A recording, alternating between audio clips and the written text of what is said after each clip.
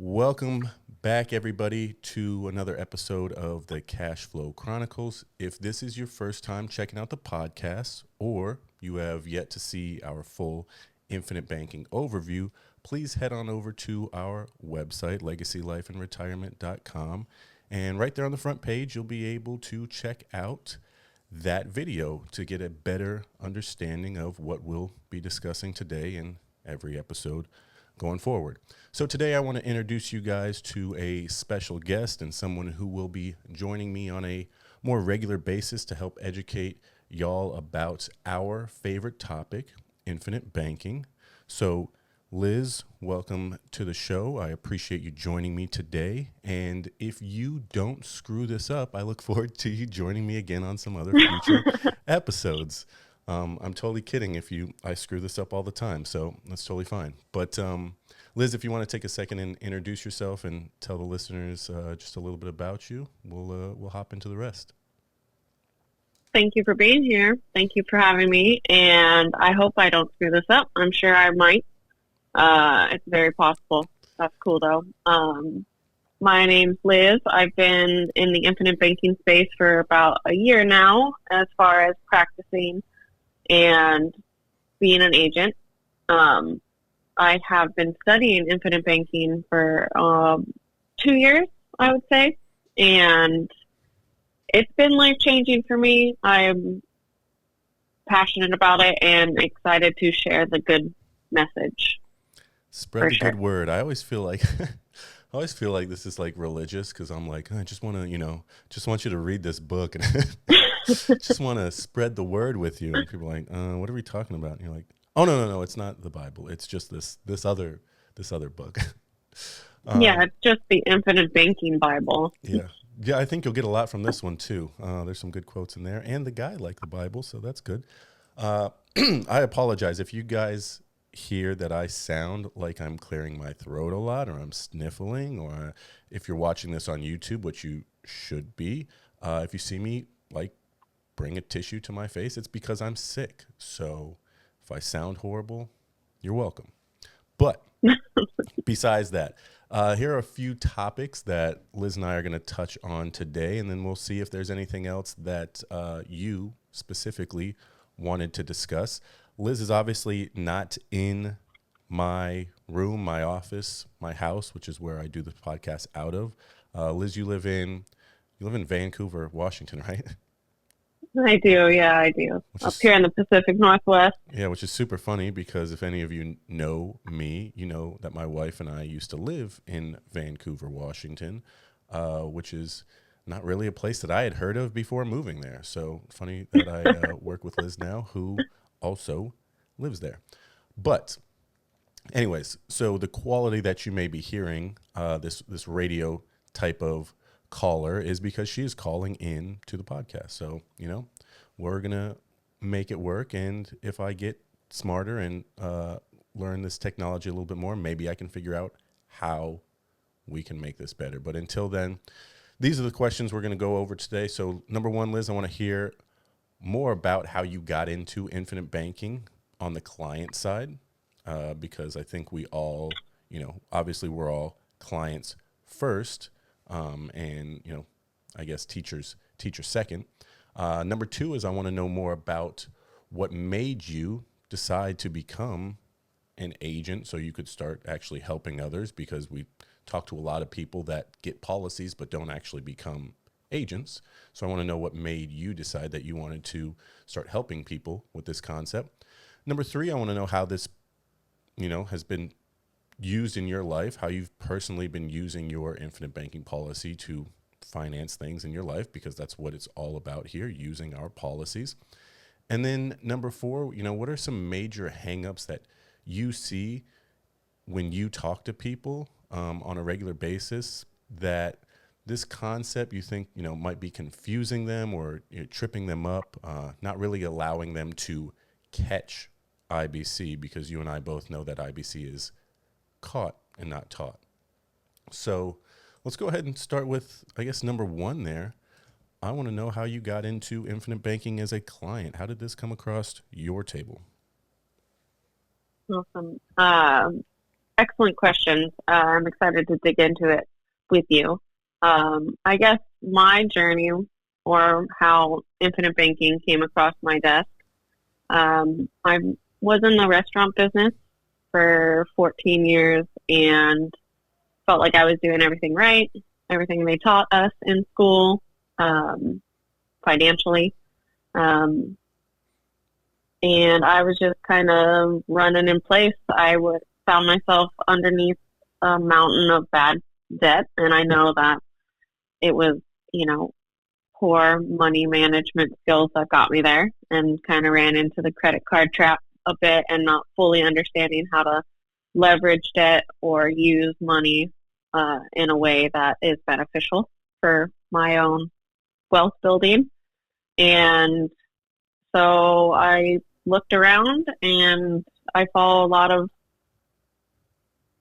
successful professionals in the world as far as podcasts go and just reading. And so then I was pretty real with myself and said, something I'm doing is not working. What are these people doing? And I started increasing my financial literacy by reading different money management books, money psychology of money, investing. Um, Came across infinite banking. I heard about it. I believe Tony Robbins talks about it. Yep, Uh, definitely.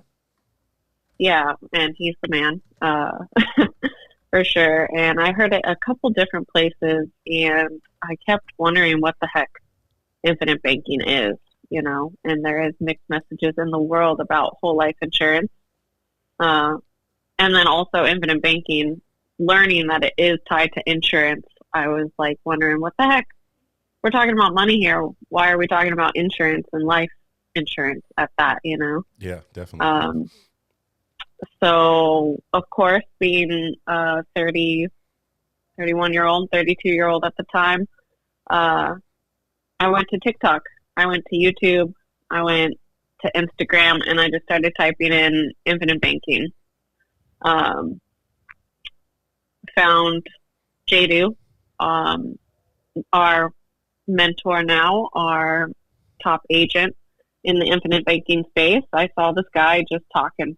He was presenting the three cups, and he was making a lot of sense. It was the first time I've come across somebody who seemed like a normal person, somebody relatable, somebody who was very clear in what infinite banking was. And I reached out, I made a connection, and I was like, I need to talk to this guy. And I just basically put myself in front of Jadu and said, "What up? I'm Liz. Tell me. I want in." And that's how I got started, honestly. Nice. That's awesome. So you touched on a lot of things there. I think the first one that I want to go back to is credit cards. I mean, how many people do we know? I had, I think it's crazy. Like you get into, did you go to college at all? I mean, Briefly. community doesn't matter if it's community college, doesn't matter if it's, whatever level. You get there and they're like, we got booths set up. You can get yourself a credit card right now. Like, let's get you going. Let's get that started. Let's get you some credit building Yeah. and let's get your butt into some debt. And it's so crazy that they get after you like right away. And it's just like people try and put you in this hole. And if you don't really understand how to use credit cards, when and where to use them, it's so easy to get yourself dug into a hole that, is really difficult to get out of. And I think that's kind of what they do to people. They're just like, hey, best way to keep you under our thumb is to make sure that you're constantly trying to pull yourself out of this hole that you just keep digging deeper and deeper. So I had, my stint with credit cards as well. And it's hard to manage that type of stuff, especially as a young person. So, I think that's something that we see with a lot of people. But it's good that you started thinking like, hey, I feel like I'm doing a lot of this stuff right. I did a lot of my time in the food industry, the bar industry as well. I bartended for many years and did a lot of this stuff as well. So very similar there. And then much like you, I decided like, hey, I want to start educating myself. I always expected to be successful and make good money, just like I imagine everybody does. But then the next thing is, am I doing the things that the people with all the money are doing? And if I'm not, then obviously I can't expect myself to just make money out of thin air by doing the things that everybody else without money is doing. So you said Tony Robbins. Who are some other people that you started to plug into? I know you said YouTube videos, books, all of that type of stuff. Everybody knows Tony Robbins. Who else have you kind of had pour into you being a mentor of your financial literacy education? Robert Kiyosaki definitely is right there at the top of my list. Um, a gal that he mentored and coached, Lori Lagmeyer, Yep. if you've heard of her. Um, she also makes a lot of sense. She talks a lot about business and like becoming incorporated and like running everything through a whole different set of tax codes, and that really spoke to me as well. Anything to keep the IRS at bay, Yeah. 100%. Another reason why this infinite banking thing was so attractive to me. Um, kind of what you were saying about how it seems like, yeah, you go to college and it's like right away they're lining us up to get credit cards, and it almost seems intentional unless you're taught a different way. Yeah. And that's it's like that quote, if poor people did what rich people did, they wouldn't be poor anymore. Mm-hmm. And that one really that lit a light bulb off for me as well, because that's when I was like, oh yeah, I got to change my thinking, and it's nobody's fault, what kind of environment or teaching you're born into, but our personal reality is our personal responsibility, and I know that for a fact. And so that's when I just Yeah, started my journey. you get to a point. First of all, that quote is you first read that quote and you're like, "Hey, Warren." This is Warren Buffett Ouch. quote. You're like, screw you, man. You're worth billions and billions of dollars. And then you start to thinking about it, and you're like, Yeah. well, just like you said, if I start taking some personal responsibility, you get to a point where you're old enough where you're like, hey, I make decisions for myself. I'm a grown up now, and I can decide to stay uneducated, or I can start to educate myself. But it's no longer somebody else's responsibility. It's now my responsibility. And I got to that same point where I'm just like, I could keep doing all of this same stuff that everybody else is doing and live probably a pretty reasonable life, but get to that point where I'm ready to take a step back and, people say retire. That's a different word that can be used a lot of different ways, but I get to that later point in my life and I'm like, hey, am I financially capable of just being able to do the things that I want to do right now? And looking around and seeing all the people, my parents, other people's parents, people who are older than my parents, all of these people that are going back into the workforce either after retiring or Mm-hmm. having to work longer than they expected to because they're not at the financial situation. They're not at that point where they're able to retire and have the money that they need. I'm like, well, should I continue to go down this path and do what everybody else is doing and most likely get these same results? Or should I be open-minded and, be willing to try something different? And our mentor, the great R. Nelson Nash, always talked about rethinking your thinking. It's like, all right, well, if what I'm doing is not working, or it's not working to the level at which I want it to, I should probably consider doing something else. And I think that's where, and I don't know about you, have you always been a big reader? Yeah, Good for you. Because I have not. I have Nope. like a never fiction, always nonfiction. Like before financial health, I was in like full body health. So yeah, Nice. nonfiction for days or cookbooks. Nice. I do love to cook. So that's, I think that's a big barrier of entry for people where they're like, luckily you have YouTube and all these other forms that you can learn with, but there's so many great books out there. I mean, I have a bunch of books behind me and I have a bunch of books in front of me that are all about money. Before it was money, it was talking about, the way I'm thinking and, just Mm-hmm. personal development and that type of stuff. And if you can just kind of tie that stuff down, all the knowledge, all the information that you need to know is in these books. So whether you're a person who likes to, pop on Audible and listen to your books, or if you like to read through the pages of a real book, I definitely like the real book type of feel. But everything Mm. we need to know is in there that can help get us to the point that we actually, want to be. So a lot of good stuff there, but I want to kind of transition into more of like, all right, so you saw the information from JDU and you're like, hey, this makes sense. Did it make sense right away, or was it like, I mean, I'm assuming you saw the presentation, you saw the information, and I don't know what it was back then, a couple of years back when they were showing it to people. It probably wasn't as Hmm. polished as it is now. But when you first saw it, did it make sense to you? Like, were you like, oh, okay, I see it, I like it, I'm in, let's move forward? Um, of course not. Yeah. That's yeah, of course not.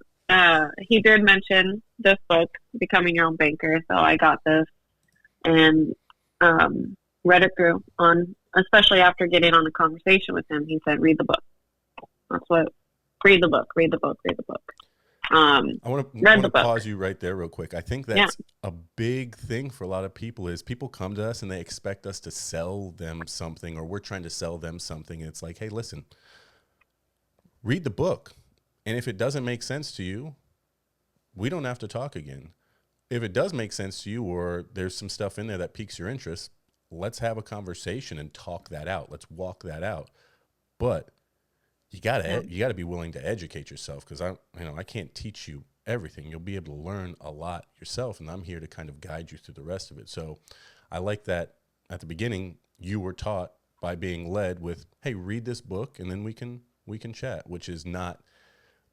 Have you ever had a 401k or any sort of qualified plan through work or anything like that?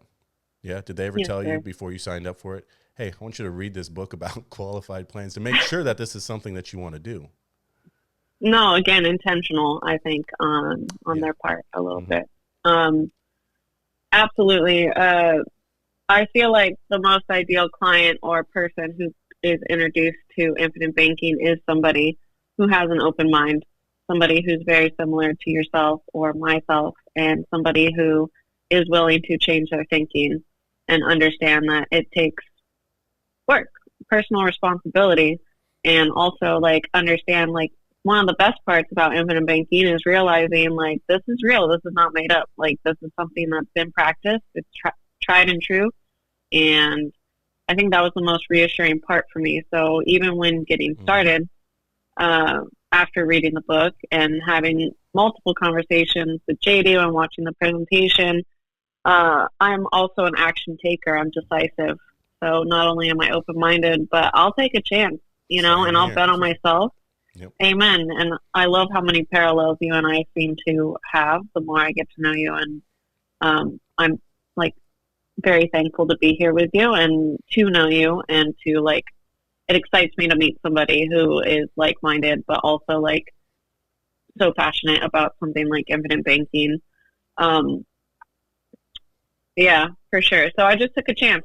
I sat down. I was real with myself. I looked at my numbers. I looked at my past income and like kind of considered, what would be good for me. And the cool part too is when I found out you get to pick your premium, you get to decide kind of how much banking you want to do in your life, and that you're not limited to just one banking policy. I was like, well, I'm all in. I'll do what I can, what feels right, and I'm so glad that I did. And So I you're think telling me that there was no pressure from Jadu or Jonah, whoever you dealt with, to say, hey, you know what?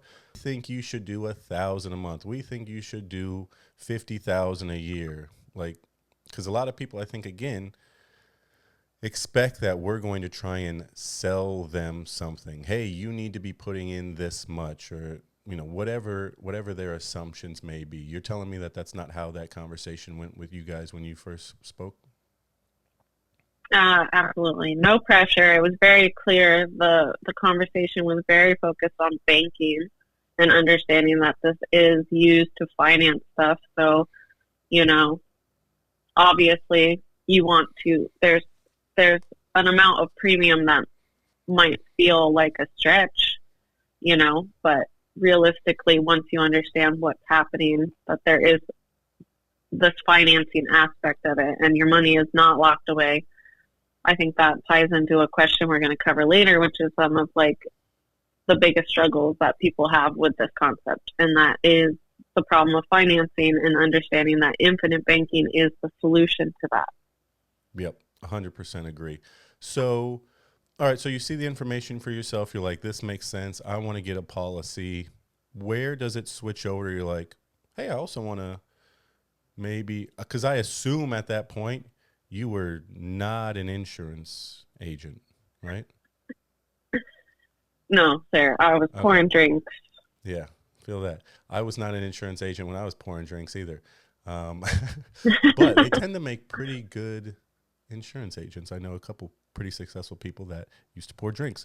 So where did that transition come from? Hey, I'm a client, I'm, a practicer of infinite banking to, I feel like, not that I just want to share this with people, because obviously you could share it with people. You could send them over to JDo and all of that stuff. But where did and when and why did you decide, like, you know what, I think I want to go and get my license and take that stupid test that we have to take and, be able to help people myself as a secondary job? Because Nelson always says you should be in two businesses, your personal business, which is the one that you do with, bartending and all that stuff. And then the banking business. And then this would be a third business, which is teaching people the banking business. So how did that come about? How did you decide, you know what, I want to do what JDo's doing and educate people? Such a good question. I know that it seems like, I don't know, I guess it seems crazy, like, especially when I'm in it, swimming in a red sea of sales. Like, I never thought I would be, because that's what it is, basically, I guess I just have such a huge, like, heart and passion to, like, help people. I was a functional health coach for about 3 years, as well as being a bartender. And so, financial health is another pillar of total health. And so I've already been a coach. I also am a recovering codependent in my life. So I just have a tendency to really want to help people. And in the bar industry, I see a lot of, it's awesome, but I do see a lot of illness and like poor thinking. And I just wanted to kind of remove myself from that environment and start adding to the conversation, ripple effect that conversations have in life with financial health and banking. And to me, like, I know earlier we talked at the start of this conversation that, it always sounds a little religious. But it really, like, I was never religious growing up. I wasn't raised religious. But the older I get, the more closer I walk with faith. And, I see that there's light and darkness on this earth. And it really feels like I was in a bad place financially. And this banking system, this concept, this practice, this habitual thing that you do with your money felt like a light solution to a dark path I was going down financially. And again, like, I'm a forward thinker. Like Nelson says in the book, think long term, think long range. And if you're really honest with yourself, if you look at your daily habits with your money and the way you think about money, like, where is that going to get you 5 years down the road, 10 years, retirement age, rather the golden years? What does that look like? What does it look like with people around you? And again, that's what I really liked about when you were speaking earlier, like looking around at your parents or your friends or their parents and like seeing a bunch of older people or people that we know re-entering the workforce. Like, I don't want to do that. Life's not about working until you're dead. Like, that sucks. And we make money our whole life, so why not make that money work for you? And so, long story short, I want to help serve people in that way of like showing them another way to set themselves up so they can actually enjoy their golden years and not live a life of being in the rat race, like Robert Kiyosaki said. Definitely. A lot of powerful stuff there. And I actually got into, before I knew about infinite banking, I got into life insurance just because of that reason. I'm like, I just want to help people. I want people to, it's so taboo to talk about dying, and yet it's outside of taxes, the only other thing that's guaranteed to happen to you in your life, that and your policy is going to get its guaranteed interest. But outside of that, so when I got into the industry, I was just like, hey, I just want to help people protect the people that they love and care about most, because I'm a very passionate person. I'm a very loving person, and nothing's more important to me than my family. At that point in time, I did not have a son yet, but I'm extremely close with, of course, my wife, and my sister and my parents. And, we just have a really good family unit. And all of us, as you get older, you have people pass away, whether it's in your family, whether it's friends, whatever it may be. And I just saw a lot of that happening around me. And it seems like nobody is ever set up correctly. I mean, how many GoFundMe account do you see? How many fish fries? How many car washes? How many of these, things do you see? And so that's not something we lead with becoming your own banker, with creating an infinite banking policy and taking back control of the banking function in your life. But it's not something to be overlooked. Like, that's what brought me into insurance, was the ability to leave a legacy to the people that I love and care about most. Because sure, I don't think I'm going to die today or tomorrow. I hope I don't die until I'm in my late 90s or until I'm ready to go, because, things aren't functioning the way that I need them to. But whenever that may be, today or, 50 years from now, 60 years from now, I want to make sure that the people that I love the most are going to be as taken care of as they possibly can be. And so that's what brought me in. And then I started to learn about, so I thought that was really cool. I'm like, you're telling me I could just, because they don't teach you about life insurance in school and all that stuff. So you're telling me, like, I could just pay a company money on a monthly, yearly basis, however I want to set it up, and they're going to guarantee a much larger amount gets paid out to my family. So I'm buying legitimate cash to leave to my family if something happens to me, or if I get some ailment or something like that we can use. So that was super cool. I got in there and I'm like, all right, this is great. And then I started learning about other things, and, whole life came across the table, and, starting to use it for these infinite banking things. And it didn't make sense to me right away either, but I was very open-minded and very forward-thinking. I am extremely glass half full type of person. I think everything's going to work out, because that's just the way that, I'm always, hey, that's just the way that my mind works. So I got a hold of this, and I'm like, this is incredible. This doesn't even make sense. As everybody says, this seems too good to be true. You can't honestly tell me that this is real, because wouldn't anyone have told me about this? Like, wouldn't the government have told me about this? Because the government's super on my side. Wouldn't banks have told me about this? Oh, wait, no, banks obviously don't want to tell me about it, even though they're using it. Wouldn't my grandparents or my parents or the people at my job that are offering me this qualified plan, wouldn't they have told me about it? And so you think to yourself, like, well, this can't be legit because nobody's telling me about it. And then the more that you learn, you're just like, oh, the people that I know and the people that I surround myself with, and the influence that I listen to, whether it's on news, at work, whatever it may be, none of these people know about it or want me to know about it, because it's something that the wealthy do. And we all know that there's a big difference between people who are wealthy in this country and people who aren't wealthy. And unfortunately, they kind of like to keep that separation there.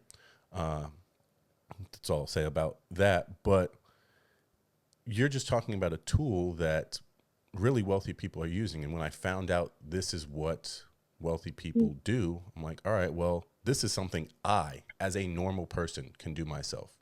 So if they're doing it and I can do it, then I should be doing it. And then I spent a lot of time, just like you, educating myself, watching videos, doing all that stuff, and just learning the ins and outs, because I wanted to make sure if I was going to bring it to the people that I love and cared about, that it was vetted, that it was real, that it was something that I knew I could trust, something that was going to benefit them and work out for them. So I think we're, right on the same path there. It's crazy, the connections that you're able to make with people about this stuff. And then once you really understand what it is, again, hate to tie it to religion, because I'm gonna be honest with you, I'm not religious at all, but it's something that's so powerful that once you understand, you're just like, I need to tell everybody about this. And I imagine this is how super religious people feel about spreading the word of God. But it's just like, hey, this can save you. You're just like, I could be standing out there on the street like those people with their crosses and preaching from, standing on top of that box and talking about how infinite banking can save your life, and nobody wants you to know about it. But a lot of powerful stuff. So we'll transition into the next question of how you've been using your policy. Obviously, tell me how long you've had a policy for, and then what type of stuff that you've used it for. Some people, start out smaller policies. Everybody goes, they get in where they fit in at that time. And, we teach people here to start paying off debts and stuff first, because obviously we want you to get rid of those stuff. But once you do that, there's other things that you could start doing. So how have you used your policy to, finance little daily things of your life? Thank you so much for sharing how you got into infinite banking. I certainly understand the idea of wanting to vet something for your friends and family before you just like, hey, do this thing. I'm doing it, and I don't really know what I'm doing, but try it out, Yep. So that's very cool. I definitely resonate with you on that.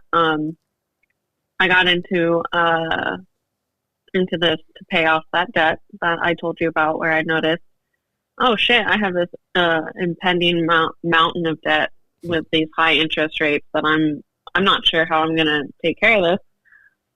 Especially at that time, like COVID had just hit, and that kind of was like a huge turning point for me in my like realization of like how I feel about the government and how well I think they're going to take care of me. You know what I mean? So they take care of everybody. Don't they? That's how that works.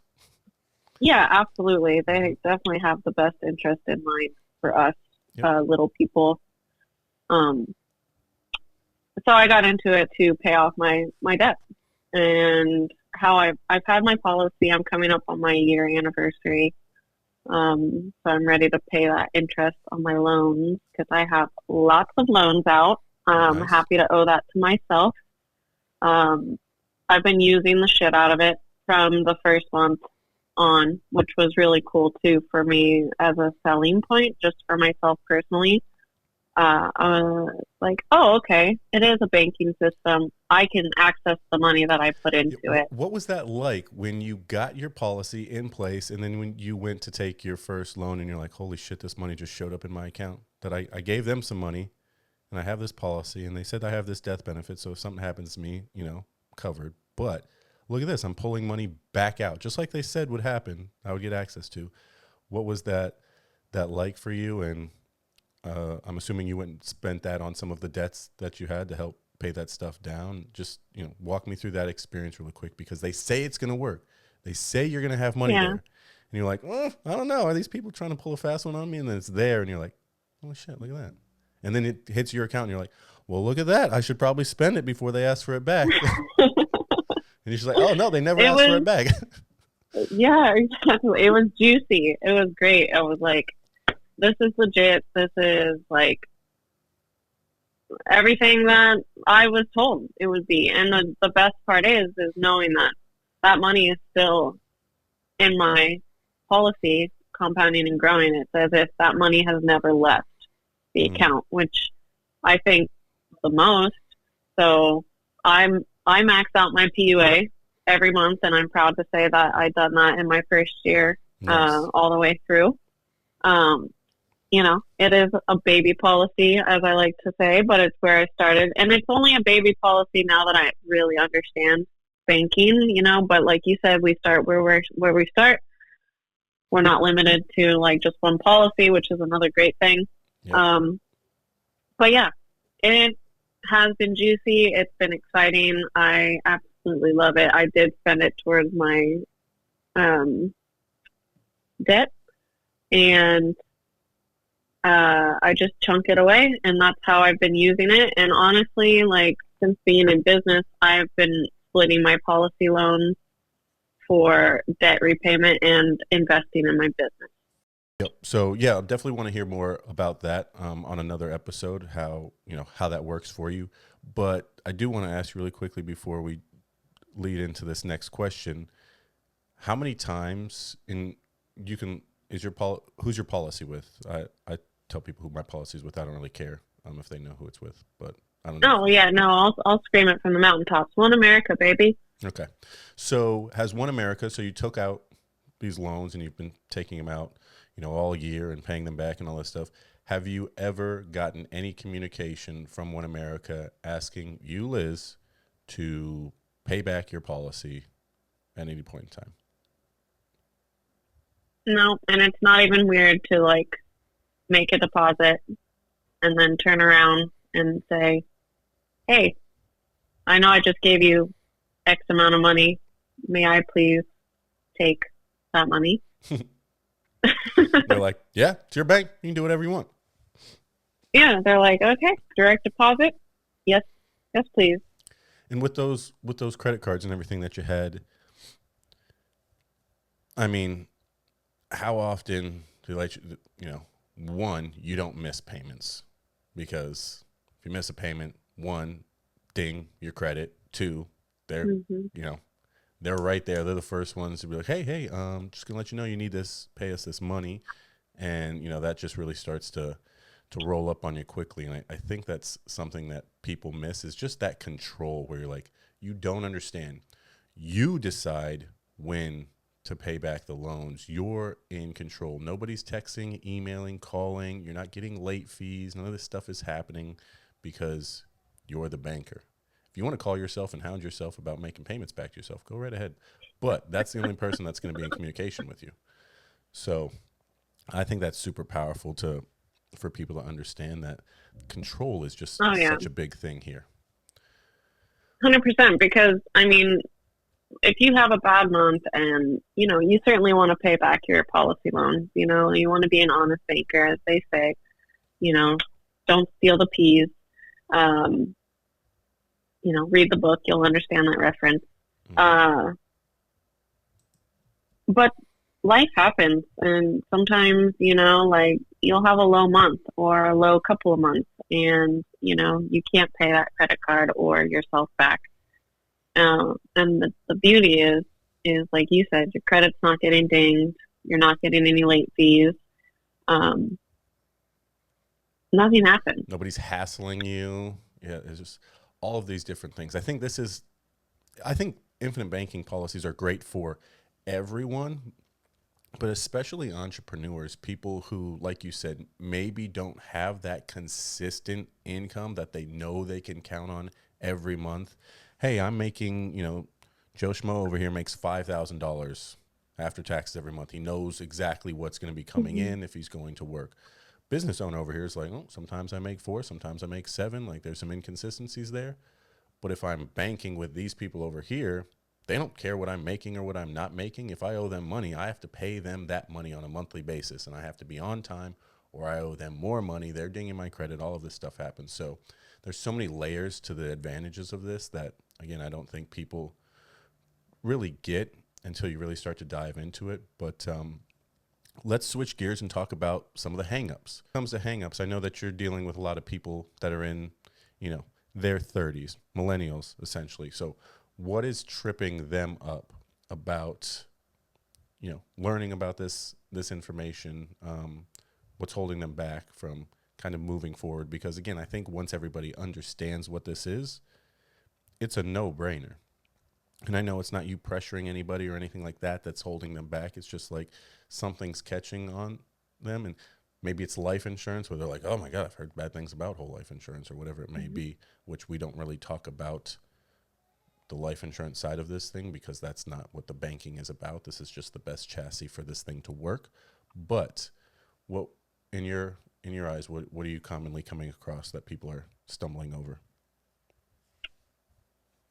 Yeah, I certainly try to hold off on saying life insurance until we kind of dig in a little bit more. I just keep it to like banking policy. But even still, I think the biggest hang up, especially with people around my age group, is the deep conditioning that we've gone through. So a lot of people don't understand. They can't even wrap their mind around the process. And a lot of people are hanging on to their 401ks or their 403bs, and they're not sure how infinite banking can play into retiring on it. You know what I mean? Mm-hmm. Um, so I really think it's the deep conditioning of like what we're told to do with our money. And this is like so outside of the box thinking, which is where we kind of go back to that open mind requirement, ability to keep an open mind and to rethink your thinking. Um, and then also the idea of the mindset shift of payment and deposit. Mm-hmm. And it's not a payment, it's depositing into a banking policy. And I think those two are the biggest hangups that I come across. Yeah, when it comes to people doing their conventional qualified plans and everything, I think one of the best ways to navigate that is I'm sure you've probably seen this or have this, but I have a list and I actually just did a podcast about it the other day Mm-hmm. that goes over all of these different types of options out here, whether it's real estate, whether it's qualified plans, whether it's, 529, whatever it may be, stocks, bonds, Mm-hmm. CDs. And I would sit down with somebody and say, hey, if you could come up with the ideal place to warehouse your wealth, things that you would want to make sure is happening with inside your vehicle. First of all, when you ask people that, they're like, well, I don't really know what I would want. Well, that's a problem. Let's figure that out. Like, you should Yeah. know what you want your money doing, the protection, all of that type of stuff. But if you don't know, I'll go ahead and list some things off and you tell me if that's important to you or not. So, you go get, principal protection. Would you like to make sure that the money that you put in is always going to be there? You will never lose any of that money. And people are like, yeah, that sounds, obviously I would like that. I don't want to lose my money. Okay, check. And so you go down that list with them and you're like, well, Mm-hmm. I just went over all of these things with you. And the only thing that your current plan offers that this also offers is tax deferral. So, are you willing to just get tax deferral and give up all of these other benefits? Or are you starting to understand that maybe you weren't educated about the best vehicle out there? Literally, on this episode I just made, I told people if your job offered you two options, if you came in, you just got hired on, instead of them saying, excuse me, instead of them saying, hey, you know what? We're putting you right into this qualified plan, your 401k, you're good to go. You don't have to do anything else. If you don't want to be in it, you have to let us know. But if you came in and they sat you down and said, hey, here's two options, we're going to cover the names of these so, you don't know exactly what they are. And they listed out all the benefits of one on one side and the benefits or lack thereof of the other on the other side. Every single person would choose what infinite banking offers them compared to Absolutely. what your qualified plan offers you because it offers you nothing. The best thing about it is they say, okay, well, it could potentially grow to this, but we'll never allow you to get to the point where you owe us money. So the most you can do is lose everything, but you'll never lose more than everything. You're like, wow, that's great. I appreciate that so much. Um, maybe they'll change that rule and you'll go into the hole and you'll start owing them. But again, I think it's just that lack of education. So when you lay it out in front of people and you let them say it and let Mm-hmm. them choose, you're like, well, yeah, I would choose this. Where you're like, well, this is whole life insurance, and that is a qualified plan that you're currently in. What do you want to do from here? Like, where do we go from here? What other questions do you have? Because obviously you haven't been taught the right things, and I think that's for a reason as well. But yeah, I mean, I think that's I where, love it. That's a beautiful way to lay it out for somebody. Really just like asking them the question and like laying it out so eloquently, you know, and like keeping it a secret or just, you know, covered up and just be like A or B. yep. What do you think? And I think when it really comes down to this, people want to be in control. They want to be the ones making the decision. They want to think it was their idea. It's cool. Absolutely. You're right. This is your idea. You told me what you wanted. You told me this was the better option over here. And now I showed you what it is. And sure, you might have some, you know, quarrels about what this product is, but let's tackle those now. Like okay, it's whole life insurance. What are the bad things you've heard about that? Or they're just like, holy crap, I didn't know whole life insurance did that. Okay, yeah, you're right. Maybe we should look more into this. All right, cool. Read this book. Right. Right. It's like, here's all the ideals, like all the stuff you want. And like we were talking about earlier, it's protection for your family. It's a protection for your legacy, which is, I mean, a really nice bell and whistle to have. I like to ask people, why do you do what you're currently doing? I was just on with a client the other day, and I asked him, you know, what do you do for savings right now? And he goes, I put this amount of money into my 401k on a, you know, regular basis. I said, oh, no, hold on, wait, stop right there. Super happy you said that. I said savings, not investments. What are you doing for savings? He goes, well, I'm not saving anything. I put all of my money into my 401k. So I had to walk him through why that was an investment, why that's completely, you know, why all of his money is at risk there. And he's just like, God, I never thought about it that way. You know, I appreciate you clarifying that, because now I know I need to be saving for retirement, not investing for retirement. Sure, you can keep doing your 401k and all that stuff, but if you're considering that saving, then your mindset is wrong, because that's not what a savings vehicle is. A savings vehicle is your, let's call it your savings account. Can you lose money in your savings account? Not unless you take it out and spend it. Can you lose money in your 401k? Sure can, because it's an investment. Absolutely. I think that's a really beautiful point to help people understand the definitions of words and the why behind what they're doing, and like really asking them, you know, what's your thinking? Yep, definitely. Well, do you have anything else that you would like to touch on before we wrap this up? I think this has been a great episode. I'm happy that people got to be introduced to you, because again, they'll be seeing you more frequently and hearing you more frequently if they're not watching on YouTube. But yeah, anything else that you'd like to touch on before we wrap this up? No, like I said, I'm honored to be in your ecosystem and working with you. I'm excited to see you down in Nashville in less than a week. I can't wait. We're going to be at the Money Multiplier Mastermind. If anybody's in Nashville, you should certainly go check that out. Yeah. Top doggies are going to be there. You're going to be rubbing elbows with the best of the best in the banking space. Yeah. And again, it's not just people that are, you know, life insurance agents. These are people that practice infinite banking. We're talking about big real estate people, big people who are, you know, doctors, lawyers, chiropractors, whatever it may be, people that understand the concept of controlling and warehousing their wealth in a vehicle that they own and run. So really cool. Absolutely. Super excited for that. And I've never been to Nashville, so that'll be cool as well. But definitely looking forward to that. Yeah. Yeah, it'll be fun. Also, everyday normal people who are like me, you know, besides being an agent, somebody who's just looking to educate themselves a little bit more on like fully understanding the vast opportunities that infinite banking brings. Because once you pay down your debt, you're kind of sitting here going like, what's next? Yeah, what do I do with this money? Well, what do I do with this money? Yeah, we don't talk about investing because infinite banking is not an investment, but we sure as heck do investments with our infinite banking policy. And that's what we help educate 100%. people on. What do I do with my capital once I have capital? Because money that's stagnant does nothing for you. I mean, in your policy, it's doing a little something for you, but we want to get that money flowing because moving money makes you money. So, well, Absolutely. I appreciate your time, and I look forward to doing our next episode together.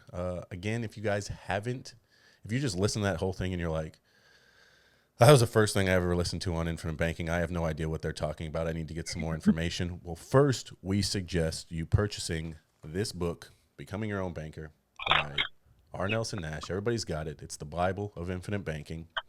And second, I would suggest, oh, you can grab that on Amazon. Super easy. You'll find the link in the description below. But I would also suggest heading on over to my website, legacylifeandretirement.com, also linked in the description below, and watching the overview that will show you a bunch of examples and explain everything that you need to know to have a very basic understanding, a good, strong understanding of infinite banking. And then go ahead and book yourself a free cash consultation call. We can chat, answer any of your questions that you have, and just figure out if this is the right thing for you.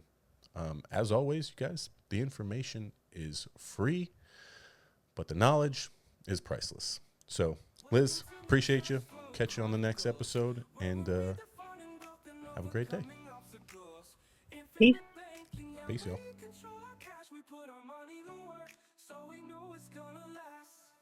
Cash flow is key, best believe we'll teach you the way.